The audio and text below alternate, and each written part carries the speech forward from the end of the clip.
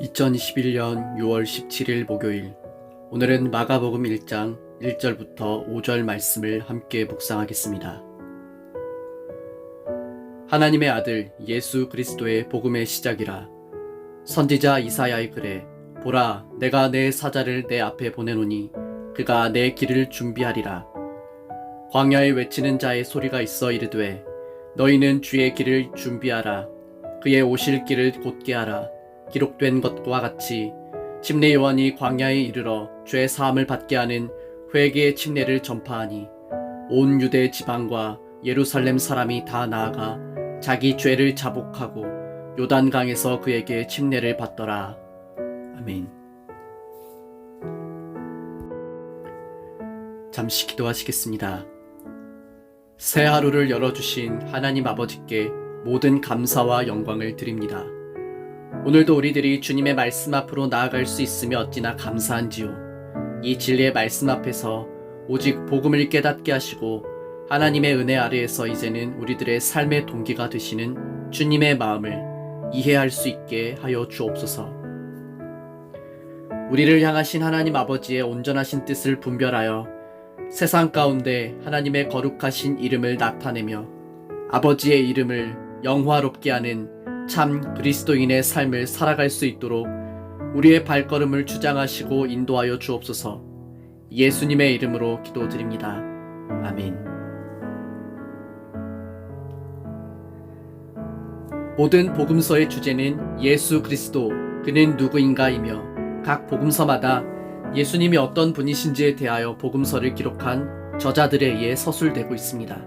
예를 들어 마태는 유대인들을 향하여 예수님께서는 이 땅 가운데 왕으로 오신 하나님의 아들 메시아라는 사실을 기록하여 증거하여 줍니다.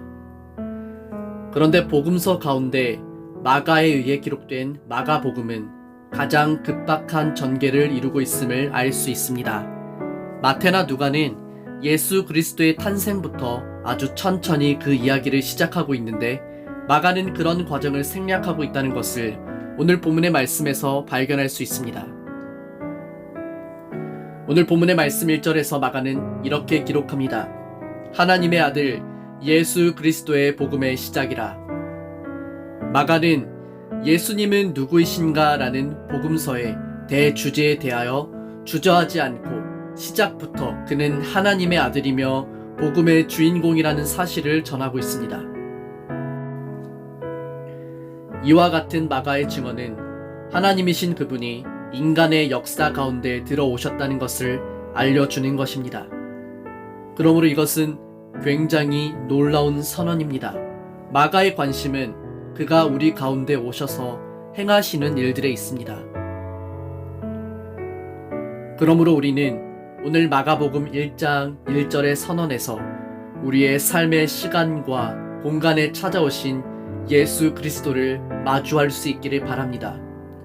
죄로 물든 나의 삶 가운데 새로운 삶의 시작을 알리시며 그 길을 열어주신 예수 그리스도, 복음의 핵심이 되시는 하나님의 아들 메시아를 만나는 그 자리에 우리 모두가 함께 있기를 소망합니다. 가장 먼저 마가가 전하는 것은 무엇입니까? 그는 세상을 다스리고 새롭게 하실 왕이라는 것입니다. 헬라어 크리스토스는 기름 부음 받은 자라는 의미가 있습니다. 기름 부음을 받았다는 것에 여러 가지 의미가 있겠으나 여기에서 마가가 강조하고 싶은 것은 그가 온 세상을 다스리고 새롭게 하실 왕으로서 우리 가운데 오셨다는 것입니다. 예수 그리스도, 그는 오늘 저와 여러분에게 어떤 분입니까? 현재 내가 예수 그리스도를 어떻게 바라보고 인식하고 있느냐 하는 것은 오늘 우리들이 우리의 삶을 바라보는 관점을 완전히 다르게 할 아주 중요한 질문이 될 것입니다. 마가에 의하면 그분은 우리들의 삶을 다스리실 모든 이름 위에 뛰어나신 이름, 만왕의 왕이시며 또한 그는 복음의 시작, 곧 우리들의 삶을 새롭게 하실 분이라는 것입니다. 두 번째로 마가는 예수님은 구약 성경이 예언하시는 바로 그분이라는 사실을 증거하고 있습니다. 이사야 예언자의 글에 이렇게 쓰여 있습니다. 보라, 내가 내 앞에 사자를 보낸다. 그가 내 길을 준비할 것이다. 광야에서 외치는 소리가 들린다. 주님의 길을 준비하여라. 그분의 길을 곧게 펴라. 침례 요한이 광야에 나타나서 죄의 용서를 위한 회개의 침례를 선포하였습니다. 마가는 계속해서 예수 그리스도를 소개합니다. 이번에는 구약 성경을 인용하고 있는데 바로 이사야 선지자의 예언입니다. 침례 요한을 통해 선포되는 메시지는 무엇입니까? 요한복음 1장 23절과 29절 말씀을 보면 이렇게 기록합니다. 이르되 나는 선지자 이사야의 말과 같이 주의 길을 곧게 하라고 광야에서 외치는 자의 소리로라 하니라. 이튿날 요한이 예수께서 자기에게 나아오심을 보고 이르되 보라, 세상 죄를 지고 가는 하나님의 어린 양이로다. 그는 자기 자신에 대하여 광야에서 외치는 자의 소리라고 말하며 예수님에 대해서는 그가 세상 죄를 지고 가는 하나님의 어린 양이라고 소개합니다. 이 말은 어려운 것이 아닙니다. 말 그대로 그는 하나님께서 구약 성경에 수없이 말씀하셨던 약속의 자손, 우리들을 모든 죄로부터 구원하여 주실 메시아라는 사실을 알려주는 것입니다. 아마 오늘 이 말씀을 묵상하는 우리들에게는 너무나 익숙한 내용일 것입니다. 그러나 이 익숙한 내용이 사실은 우리가 살아가는 세계와 더불어 오늘 저와 여러분의 삶을 새롭게 할 엄청난 말씀이라는 사실을 또한 잊지 말아야 할 것입니다. 그때 예수님께서 갈릴리에 있는 나사렛 마을에서 요단강으로 오셔서 요한에게 침례를 받으셨습니다. 예수님께서 물에서 나오실 때 하늘이 열리는 것을 보셨습니다. 그리고 성령님께서 비둘기처럼 자신에게 내려오는 것을 보셨습니다. 하늘에서 너는 내 사랑하는 아들이다. 내가 너로 말미암아 매우 기쁘다라고 말하는 소리가 들렸습니다. 마가는 계속해서 예수 그리스도의 정체에 대하여 하나님께서 친히 그를 내 사랑하는 아들이라고 말씀하심으로써 예수 그리스도가 하나님의 아들이시라는 사실에 더욱 못을 박고 있습니다. 우리는 이 장면에서 삼위의 하나님을 모두 만나게 됩니다. 마가는 이 말씀을 통해 무엇을 말하고 싶은 것입니까? 이 사실은 우리로 하여금 만왕의 왕이신 예수님께서 이 땅 가운데 오심은 하나님께서 우리를 위해 세우셨던 바로 그 구속의 역사라는 사실을 알게 하는 것입니다. 모든 이스라엘 백성들이 그토록 고대하던 메시아가 드디어 우리 가운데 오셨다는 사실을 하나님께서는 친히 모든 세상 가운데 드러내신 것입니다. 하나님이신 그분이 우리들이 살아가는 낮고 낮은 자리에 임하셨다는 사실은 그가 우리에게 진정으로 주시고자 하는 것이 무엇인지를 생각하게 합니다. 여러분은 그것이 무엇이라고 생각하십니까? 하나님께서는 사랑하는 아들 성자 예수가 이 땅 가운데 임한 것을 보시고 기뻐하셨습니다. 무엇을 보고 기뻐하신 것입니까? 이 말씀을 묵상하며 확신하게 되는 것은 하나님께서는 예수 그리스도를 통하여 이루어질 모든 구속의 역사를 바라보시며 기뻐하셨다는 것입니다. 예수님을 통해 창조의 목적이 회복되고 모든 사람이 그를 통하여 하나님께 돌아오게 될 것이라는 사실이 하나님의 마음을 흡족해 한 것입니다. 복음은 바로 이러한 하나님의 기쁨 가운데로 우리를 초대하시는 것입니다. 그래서 예수님께서는 수가성에서 만난 한 여인에게 이렇게 말씀하셨습니다. 내가 주는 물을 마시는 자는 영원히 목마르지 아니하리니 내가 주는 물은 그 속에서 영생하도록 솟아나는 샘물이 되리라. 아멘. 하나님과 상관없이 자기 중심적인 삶을 살아가던 우리의 삶은 분명 하나님의 기쁨을 상실한 삶이었습니다. 우리의 삶은 늘 공허하고 목마름을 경험해야 했습니다. 그러나 이제 하나님께서는 그분의 기쁨이자 사랑이신 아들 예수 그리스도를 통하여 완전하신 구속의 역사를 이루시어 우리들이 바로 이 사랑과 기쁨의 관계 중심으로 들어올 수 있도록 문을 열어주신 것입니다.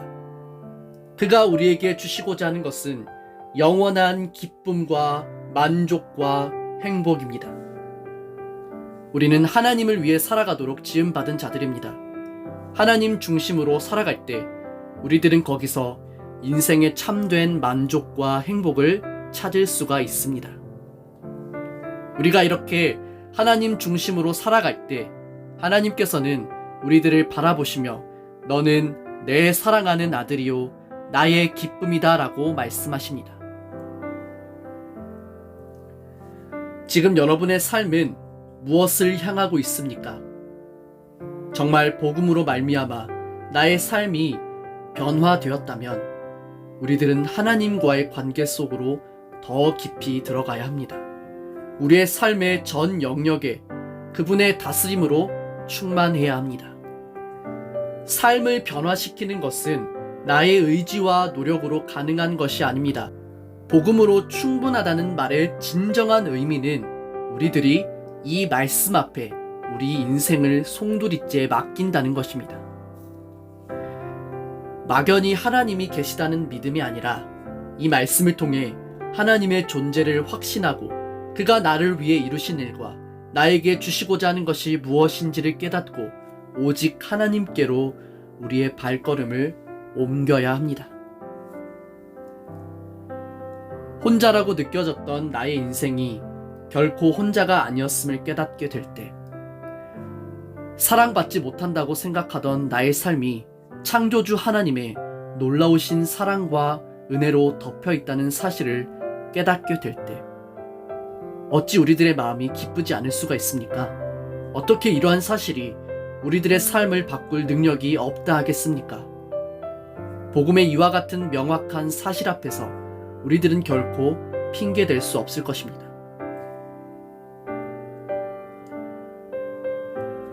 예수님께서 침례를 받으신 후 마가는 장면을 급격히 바꾸어 성령님께서 예수님을 광야로 인도하셨다고 기록합니다. 곧 성령님께서는 예수님을 광야로 내보내셨습니다. 예수님께서는 40일 동안 광야에서 사탄에게 시험을 받으셨습니다. 그때 들짐승들과 함께 계셨는데 천사들이 와서 예수님을 돌보아 드렸습니다. 우리가 여기서 주목할 것은 이 일이 성령께서 인도하신 일이라는 것입니다.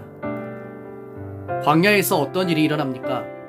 예수님께서는 그곳에서 40일을 지내시며 사탄에게 시험을 받으셨다는 것입니다. 마가는 그 과정을 상세하게 기록하여 주고 있진 않습니다. 우리들이 이 장면을 잘 이해하기 위해서는 에덴 동산에서 일어났던 아담과 하와가 실패하는 장면을 떠올려야 합니다. 우리가 잘 알다시피 아담과 하와는 뱀의 유혹에 넘어가 선악과를 먹었습니다. 그 이후로 인류는 끊임없이 사단의 유혹에 넘어가 실패를 경험해야 했습니다. 첫사람 아담의 실패는 모든 인류에게 절망적인 결과를 가져왔지만 그렇기에 예수님의 광야에서의 시험은 필연적인 것이었습니다. 이것은 굉장히 상징적인 의미가 있습니다. 예수님께서는 광야에서의 사탄의 시험을 물리치시고 승리하셨습니다. 완전한 인간으로 오신 예수님께서는 실패한 역사로 가득한 우리의 역사 속에 사단의 유혹을 완벽히 물리치신 완전한 승리를 보여주셨습니다. 오늘날 우리들도 치열한 영적 전쟁터에서 수없이 많은 실패를 경험하지 않았습니까? 그런데 오늘 본문의 말씀이 우리들에게 말씀하시는 바가 무엇입니까?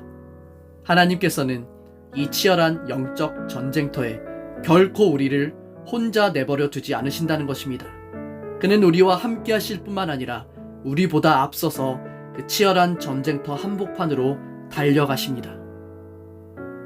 예수님께서 이렇게 하시는 이유가 무엇입니까? 바로 영원 전부터 그분이 누리셨던 것을 우리에게도 동일하게 주시기 위함입니다.